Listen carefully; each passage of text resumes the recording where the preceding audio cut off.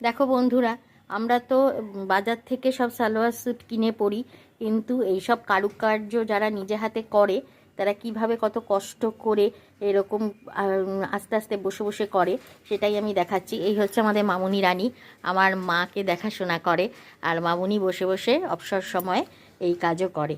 একটা প্যান্ট তৈরি করতে মামুনি কতদিন টাইম লাগে? এটা দুটো হয়ে যায় সারাদিনে। সারাদিনে এই পুঁতি বসানো দুটো হয়ে যায়।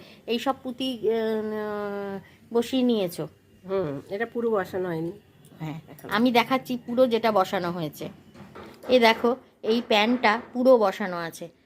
সালোয়ারের পাটা কত কারুকার্য করে ওদের এই কাজগুলো করতে হয় এবং হাতে ধরে ধরে কাজগুলো করে, কিন্তু সেরম মূল্যায়ন কি ওরা পায়? দোকান থেকে আমরা যে দামে কিনি ওদেরকে মনে হয় না সেরম দেয় মামুনি। 10 টাকা।